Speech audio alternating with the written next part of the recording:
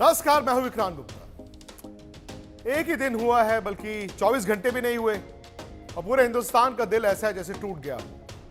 उम्मीद बहुत ज्यादा थी क्योंकि भारत की टीम जिस तरह खेलकर वर्ल्ड कप फाइनल में आई कि तीसरा वर्ल्ड कप भारत आ रहा है, बल्कि भारत में ही रह जाएगा। हमें लगा कि वो 12 साल का इंतजार खत्म हो जाएगा। 19 नवंबर नरेंद्र मोदी स्टेडियम में भारत ऑस्ट्रेलिया को धूल चटा देगा, लेकिन ऐसा हुआ नहीं। अब एक तरह से आप ये कह सकते हैं कि यार बेटर टीम जीती, जो टीम डिजर्व करती थी वो जीती। आप ये भी कह सकते हैं कि भारत की टीम ने 10 मैच बड़े जबरदस्त खेले, we are proud of the team. या फिर आप ये भी कह सकते हैं कि जब तक आप 100% जीत ना हो तो वर्ल्ड कप मिलता नहीं है। आप ये भी कह सकते हैं कि फाइनल में जरूर भारत गया, लेकिन वही पुरानी दिक्कत, वही पुरानी कमजोरी बार बार टीम के सामने आ जाती है। आज मेरे साथ 2 वर्ल्ड चैंपियंस हैं और इस पूरे वर्ल्ड कप के दौरान आपने आज तक पर, स्पोर्ट्स तक पर इनको सुना भी है। और मैं तो हमेशा ये कोशिश करता हूं कि वर्ल्ड चैंपियंस की ब्रेन मैपिंग की जाए, मतलब उनके जहन में घुस के उनसे पूछा जाए इनके जमाने में टीम कैसे जीती थी। 2007 वर्ल्ड T20 में हरभजन सिंह थे, 2011 वर्ल्ड कप की टीम में थे Suresh Raina, 2011 world cup team में थे, फिर 2013 चैंपियंस ट्रॉफी टीम में भी थे, जो आखिरी भारत की जीत थी आईसीसी टूर्नामेंट में 2013। तो इन लोगों के लिए आसान क्यों होता था कि जैसे ही वो एक बड़ा मैच है ये जीतते थे। और इस टीम के लिए मतलब पिछले 10 साल से दिक्कतें क्या आ रही हैं कि 10 साल में भारत 5 आईसीसी फाइनल खेला है और सब एक तरफा हारा है। क्या ये स्किल पे बात आ जाती है या फिर ये बात जो है साइकोलॉजिकल है? क्योंकि अगर इसी तरह हालात रहे तो भाई फिर अगला वर्ल्ड कप कब आएगा? क्या उसमें भी ऐसे ही होगा कि आप इतनी नजदीक जाएंगे, हाथ लगा के वापस आ जाएंगे? सुरेश, मैं जानता हूं कि एक क्रिकेटर के नाते आपका दिल शायद फैन से ज्यादा टूटा हो, लेकिन ये हुआ क्या कर? सीखना पड़ेगा हमको कि कैसे किस तरीके से करें। बस एक स्टेप अवे रहते हैं। जिस तरीके से हम खेलते हैं 2014 में, मुझे याद है जब वर्ल्ड कप हम फाइनल हारे थे उधर श्रीलंका में, काफ़ी टाइम हताश रही थी हमारी टीम। उसके 2015 में हम वर्ल्ड कप जब गए थे खेलने उधर ऑस्ट्रेलिया, वहाँ पर हम 2015 में जब हारे उधर सेमीफाइनल से, मतलब बैक टू बैक हुआ काफ़ी उस टाइम पे। तो मुझे लगता है कि थोड़ा सा प्रेशर को हैंडल करना आना चाहिए प्लेयर्स को, और जो स्टेज में रहना है उसमें प्रेजेंट में रहना बहुत ज़रूरी है। कभी कभी हम टू फार हेड सोचते हैं कि और पास में चले जाते हैं, बट आई एम श्योर कि वो सारे प्रोफेशनल एथलीट हैं, they know how to do their best. But मुझे लगता है कि थोड़ा एड्रेस होगा, किस तरीके से बात करेंगे मैनेजमेंट। रोहित शर्मा बिल्कुल एक एस्ट्यूट लीडर रहे हैं पूरे टूर्नामेंट में, बहुत अच्छी कप्तानी उन्होंने करी है। लेकिन आने वाले टाइम में कौन वो वर्ल्ड कप खेलेगा 2020, कौन वो 50 ओवर का वर्ल्ड कप करेगा, आपको आइडेंटिफाई करने पड़ेंगे प्लेयर्स, किन में वो ताकत है जो प्रेशर को हैंडल कर सकते हैं। अभी इतना डोमेस्टिक सीजन होने वाला है तो बहुत सारे सवाल होंगे सिलेक्टर्स के पास भी, कप्तान और कोच के पास भी। बजू, ऐसा नहीं है कि आपकी 2011 की टीम पर दबाव नहीं था। आप 7 में तो पहले दौर में टीम हार गई थी, 3 में फाइनल खेल के हारी थी, लेकिन क्या हुआ कि वो जो दिक्कतें थी उसको आप लोगों ने मतलब उसको ठीक किया। फिर आप 2011 में आए, उस वक्त भी तो उम्मीदों का पहाड़ था, पूरा हिंदुस्तान कहता था वर्ल्ड कप जीतना है, इस बार भी वैसे ही था। और मेरा तो ये मानना है कि ये ऊर्जा भी बनती है, लेकिन आपको लगता है कि नॉकआउट गेम्स में जो पिछले 10 साल में चल रहा है, ये ऊर्जा की बजाय इतना दबाव लेकर आता है, खिलाड़ी उस दिन उठते हैं, एक डेस्परेशन होती है पूरे मुल्क को जीतना जीतना जीतना, और आप ज्यादा कोशिश करते हैं और ज्यादा कोशिश के चक्कर में आपके हाथ पैर फूल जाते हैं?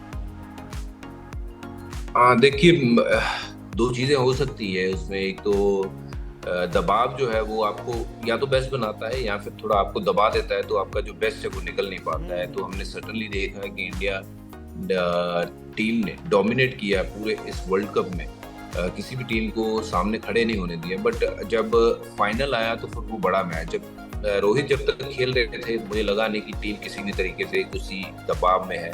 बट रोहित के आउट होने के बाद जैसे फिर 3 विकेट गए, उसके बाद सडनली जो वो 8 रन प्रति ओवर हम भाग रहे थे ना, वहां से धीरे धीरे धीरे धीरे करके हम 3.5-4 पे आ गए। तो वहाँ बहुत बड़ा डिफरेंस क्रिएट हो गया, क्योंकि हम कहाँ 8 पे भाग रहे थे और कहाँ हम 3.5-4 पे आ गए, 4 पे आ गए। तो वो जो था ना फेज, मुझे लगता है कि वहाँ हमने थोड़ा सा बेहतर क्रिकेट खेलते, 6-6.25 पे भी रहते तो भी 280 के करीब रन बनते इस पिच पे, तो मुझे लगता है कि things would have been different. और आई बिलीव थोड़ा प्रेशर तो जो है वो फाइनल का ज़्यादा ही होता है, पर ये बात भी पक्की है कि फाइनल आपको खेलने का मौका तभी मिलता है जब आप बहुत निडर होकर खेल के आप फाइनल तक पहुंचे हो। और वैसी ही उम्मीद थी कि ये टीम जो है निडर टीम है और ये जीतेगी, और ये सबसे बड़ा शायद मौका था। और ऑफ कोर्स हमसे ज़्यादा जो है वो प्लेयर निराश होंगे, प्लेयर के मन में बहुत दुख होगा, बहुत उदास होंगे।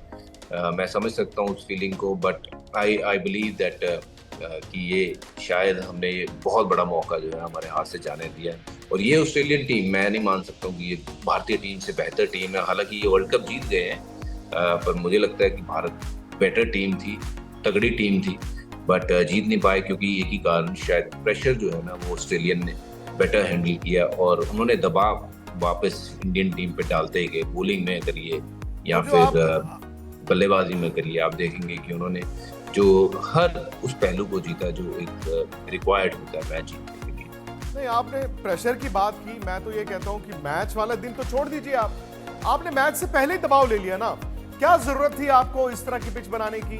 आपने, मुझे याद है जब पिच रिपोर्ट की, आपने कहा पिच ड्राई नहीं है, very very very very dry है। भाई आमतौर पर तो आपको चाहिए होती अच्छी विकेटें अपने बैट्समैनों के लिए, आप क्यों ये सब करते हैं? थोड़ी ये ज़्यादा ड्राई थी ये पिच। मैंने जब पिच रिपोर्ट करी थी तो मैं थोड़ा जब विकेट का रंग देखा था तो मुझे लगा था कि ये बहुत ज़्यादा ड्राई पिच है और दरारें काफ़ी ज़्यादा थी। सरफेस जरूर उसका जो था वो कुछ जगह से हार्ड था, कुछ जगह से वो जो सॉफ्ट था, होलो था। तो जब जो जहाँ मुझे लगता है जहाँ तक कि वो थोड़ा स्पिनर को मदद के लिए शायद बनाया गया हो, पर उतनी मदद जो थी वो स्पिनरों को मुझे लगता है कि जैसी मिलनी चाहिए थी, जो एक्सपेक्टेशन थी वैसी मिली नहीं।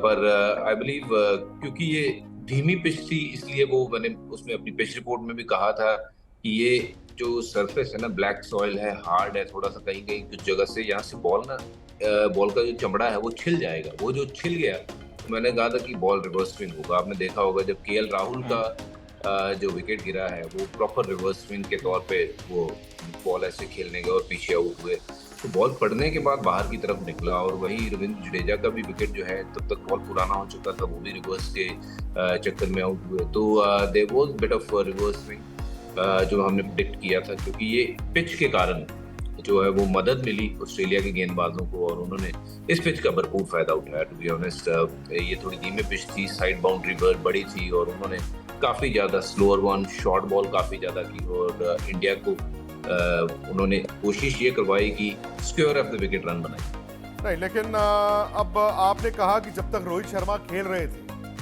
तब तक ऐसा लग रहा था कि यार आप 350 रन बनाओगे, जो कि फाइनल में मेरा मानना है कि अगर 280-290 रन भी होते सुरेश तो ये मैच का नतीजा अलग होता। जब आपने 47 पर उनके 3 आउट किए भी, मेरा ये मानना था आर्टिफिशियल एक्साइटमेंट थी। हाँ, अगर वहां पर 1-2 और विकेटें गिर जाती तो शायद आप 240 डिफेंड कर लेते, लेकिन ऑस्ट्रेलिया तो जानता था ना एक पार्टनरशिप चाहिए, बस एक पार्टनरशिप लग गई वो जीत जाते। और शायद रोहित के पास उतने रन्स भी नहीं थे कि स्लिपें रखते। जडेजा के 1-2 ऐसी गेंदें निकली जो स्लिप में कैच हो सकता था, बट स्लिप तो थी नहीं। आपको लगता है कि 47-3 आउट पर भारत मैच में था, भारत जीत सकता था, या फिर आपको ऐसा लगता है सुरेश कि भारत जैसे ही रोहित शर्मा आउट हुआ वो नाजायज दबाव बाकी बल्लेबाजों ने अपने ऊपर ले लिया? क्या वो टर्निंग पॉइंट है इस पूरे फाइनल में अगर हम पीछे मुड़ के देखें? जो रन्स बने बोर्ड पे, आई थिंक 241 रन में आप वो प्रेशर नहीं बना सकते जिस तरीके से 80 पे 3 जरूर गिरे उनके, लेकिन जिस तरह से बैटिंग करी है ऑस्ट्रेलियन बैट्समैन ने, जो प्रेशर हम बोलते हैं कि कामनेस को जिस तरह से हैंडल किया और जो रोटेट कर रहे थे स्ट्राइक, आई थिंक वो सबसे हाईलाइट ऑफ द गेम मैं कहूँगा कि जब हम बैटिंग करने आए तो we were playing lot dot balls, और जिस तरह से ऑस्ट्रेलिया आई, लबुशेन आए, 15-20 बॉल खेला उन्होंने, उसके बाद जो रोटेशन स्टार्ट हुई, आई नो कि ड्यू हुआ, बॉलर के लिए काफ़ी मुश्किलात बढ़ी, लेकिन छठा बॉलर नहीं होना इंडियन टीम के पास, मैं मानूंगा सबसे बड़ा प्रॉब्लम है। हमने 2011 में जब जीता था हमारे पास ऑप्शन बहुत ज़्यादा थे, और जिस तरह से रोहित और विराट भी डाले थे, आज रोहित को भी 2-3 ओवर करना चाहिए था, देखना चाहिए था विकेट में क्या हेल्प मिल रही है, तो वो डिसीजन कुछ लेने चाहिए थे। सिराज लगा क्योंकि अभी हार गए तो बहुत सारी चीज़ें हम सोचेंगे, लेकिन मुझे लगता है वो छठा ऑप्शन इंडिया को अगर वर्ल्ड कप या आईसीसी ट्रॉफी जीतनी है ना, तो मुझे लगता है कि जल्दी से जल्दी उसकी शुरुआत स्टार्ट करनी पड़ेगी, चाहे वो बैटिंग ऑलराउंडर हो, चाहे वो एक मिस्ट्री स्पिनर हो, और जो बैटिंग भी अच्छी करे तो हमें एक स्पिन ऑलराउंडर भी ढूंढना पड़ेगा, एक हमें फास्ट बॉलर अच्छा ऑलराउंडर भी ढूंढना पड़ेगा। दिक्कत ये है ना सुरेश की शायद स्किल आपकी पूरी टूर्नामेंट में जबरदस्त रही है, तो स्किल के कारण नहीं हुआ, शायद वो मानसिक, जैसे मैंने कहा ना, साइकोलॉजिकल है।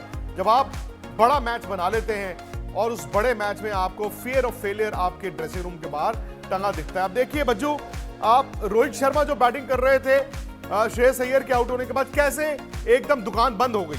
अब देखिए पूरी पारी में भारत ने कुल मिलाकर सिर्फ 13 चौके मारे, सिर्फ 13 चौके 3 छक्के, मतलब 50 ओवर में 13 चौके और 3 छक्के इंडिया के। और 10 ओवर के बाद आपको जानकर बड़ी हैरानी होगी कि भारतीय टीम ने पूरा सिर्फ 3 चौके लगाए, सिर्फ 3 चौके, मतलब 4 चौके। मतलब आप देखिए, आपने दुकान ऐसी बंद कर दी कि 10 से 20 और 20 से 30, यानी कि उन 20 ओवरों में जहां केएल राहुल ने आके थोड़ा रन रेट गिराया और फिर विराट पे भी उसका दबाव दिखा, भारत ने सिर्फ 72 रन किए हैं भजन, सिर्फ 72 रन 20 ओवर में। और आप ऑस्ट्रेलिया स्पिनर्स की बात करें, 18 ओवरों में उन तीनों ने मिलकर सिर्फ 83 रन दिए हैं। अब इसकी जिम्मेदारी तो है ना, ये तो स्किल नहीं है। मुझे लगता है कि वहां पर आपका थोड़ा सा ना वो फियर ऑफ फेलियर दिखता है। अगर मैं आउट हो गया तो क्या होगा, और भाई मैच तो एक ही है, अगर मैं आउट हो गया वाली तो बात ही नहीं होनी चाहिए ना, अगर आप इतना बड़ा मैच खेल रहे हैं।